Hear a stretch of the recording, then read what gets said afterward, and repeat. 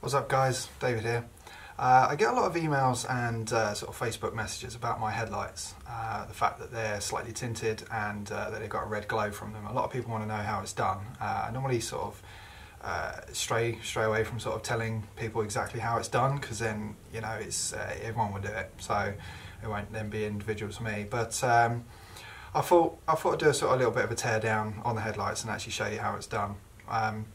So for some of you who haven't seen the car, I'll put a picture up now. So basically, as you can see, it's got a red glow coming from the lights, and the surround is tinted from the standard ones. I'll pop a picture up of the standard one as well, so you can see a comparison between the two. How you've got one that's got a chrome surround, and then the other one is obviously darkened. It's spray painted black. So what I'll do is I'll go through exactly how to tear down the light.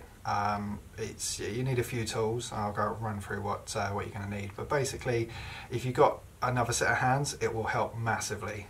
Doing it by yourself is a bit of a pain in the arse, but yeah, it's literally stripping them apart is the hardest bit.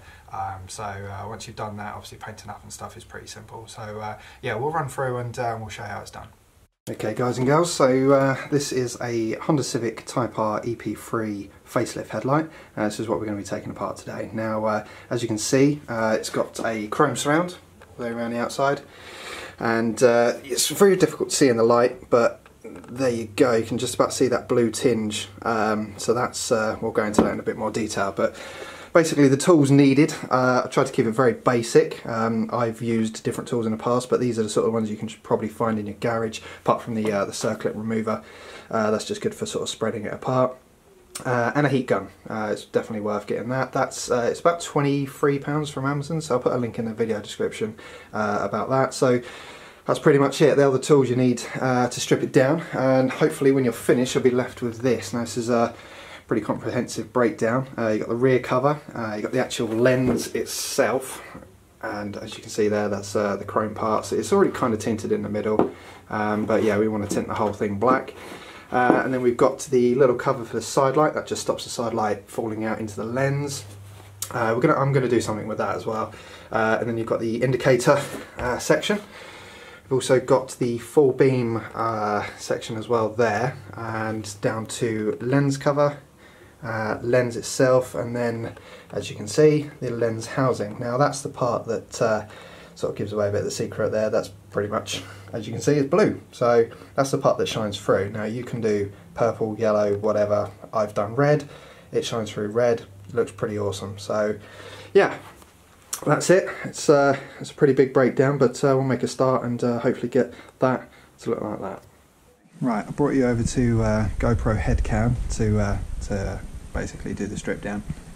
I'm not going to do this all on camera because I've already done it once, as you can see from the beginning of the video. It was all stripped down already, so I'm just going to sort of show you where to start.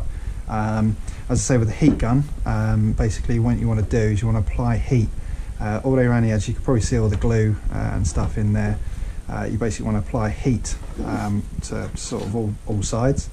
I recommend starting at the side light, sort of top left corner or top right corner, depending on which one you're looking at.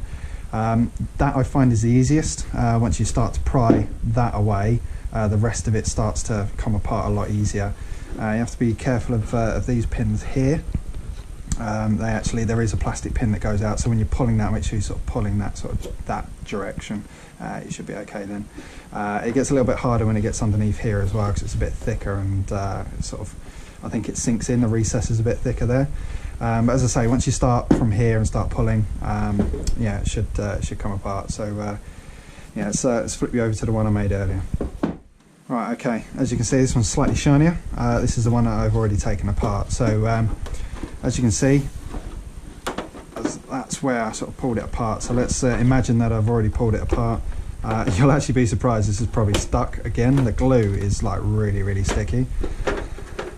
There you go.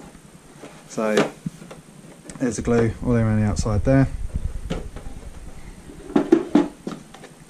As you can see, there's real sort of deep recesses full of all that glue. You can see that really blue there, that's amazing. Anyway, yeah, so that's what you should be left with once you split it. So we'll put that to one side and we'll concentrate on this bit first. Now, I've already taken, as I said, I've already taken this apart. I did forgot to mention a few other tools that you'll need. You're probably going to need a Phillips screwdriver and a pair of long nose pliers as well. So, got those. There'll be a screw here.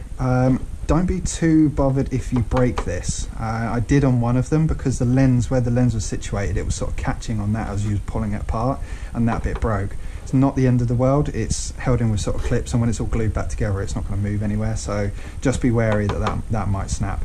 But yeah, so screw out of there. What it does is it slides in that way and then clips down. So you've got these like little clips here. So you just want to sort of pry that out. And it's got one up here as well.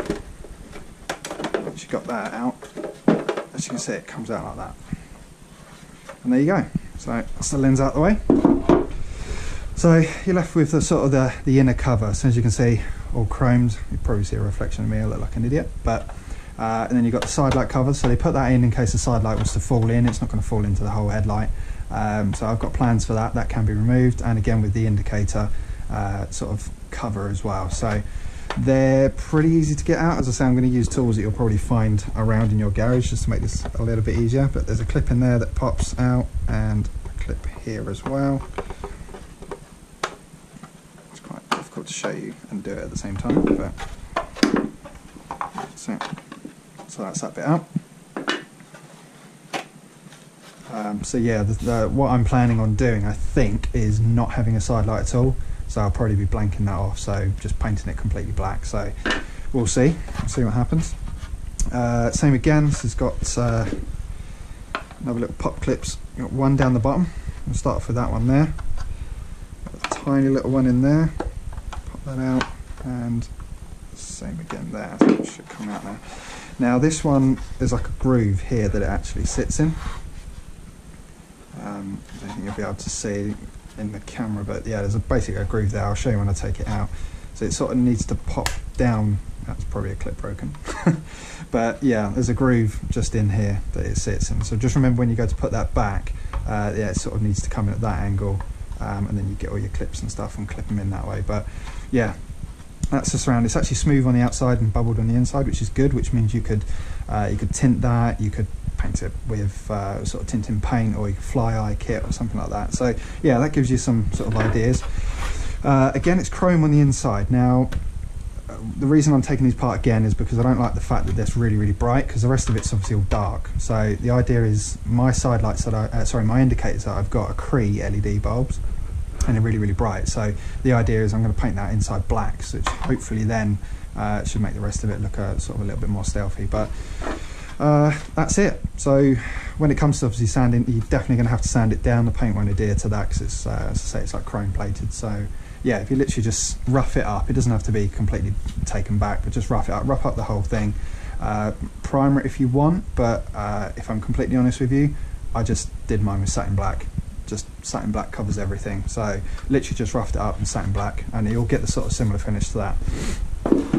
So over to the part of the lens. Now this gets a little bit tricky. You've got to take it away from the sort of the motor. So you've got your adjustment here for the headlight to, I think that's to do it left and right, and then the motor does it up and down, which can be found down here. So a tip that I would do, I've marked it with permanent marker. I don't know if you can see there. So I've marked it with permanent marker to, if you're not going to get your headlights readjusted afterwards, which I'd recommend doing anyway, then that's just a little good idea. But you're going to want a 10mm socket, which I forgot to put there as well. 10mm socket, get it out to the point where you can't see it inside the clip anymore, and then you just want to get some needle nose pliers, and then you can push the clip together. So this is where, again, 2 pairs of hands comes in handy. No pun intended.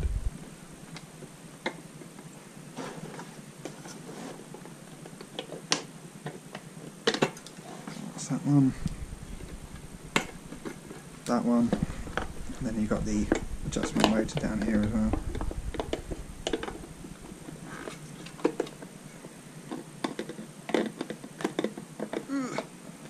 It's very finicky, and that's that out. So that could be put to one side. Don't need to do anything with that. You might want to clear it up, but not much to do with that. So now you're left with the main beam and your dip beam. So you're sort of stuck when it comes to tinting it, because you can see that always has to be chrome, so obviously reflect the light for the full beam. But I'm going to actually paint mine black. Don't judge me, hopefully it'll look good. I don't use my full beam all the time. I'll be able to flash people and stuff, but I might not be able to see in the pitch black, but I'll just have to take that on the gym. So taking this apart, 4 screws, pretty simple. This is not exactly the best tutorial in the world. At the end of the day, it is literally just screws. It's just getting that apart is the hardest bit, which is why I deter people from doing it, because my fingers hurt a lot and I nearly cried.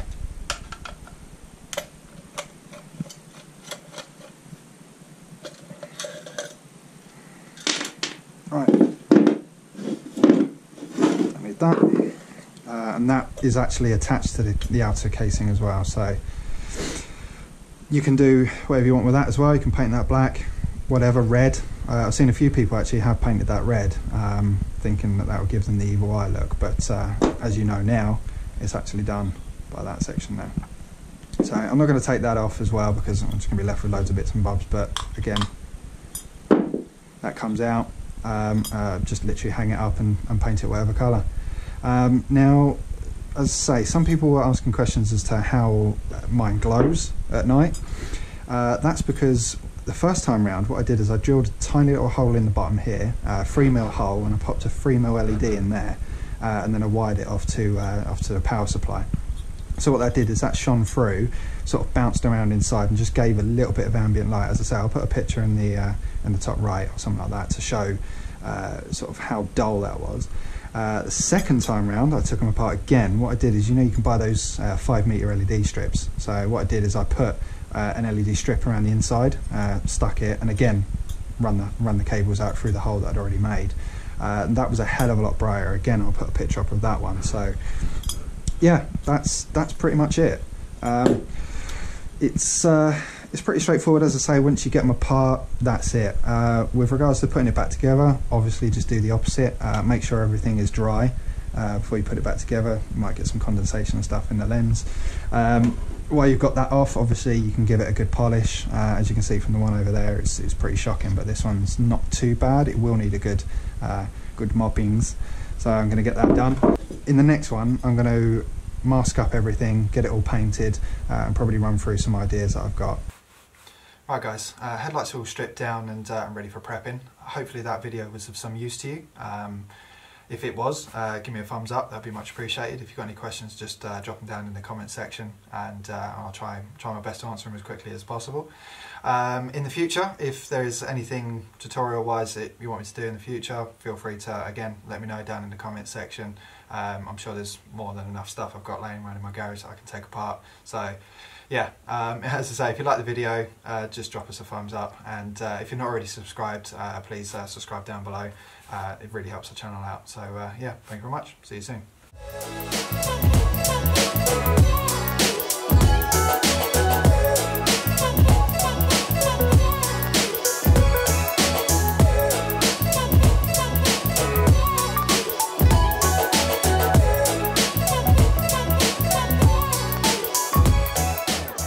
Hopefully I'll do another video and sort of show you what I'm going to be doing with the lights, sort of sanding them up and stuff like that, without them falling everywhere. I'm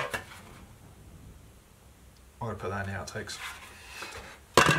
I'll put a link to, as I say, a few bits and bobs like the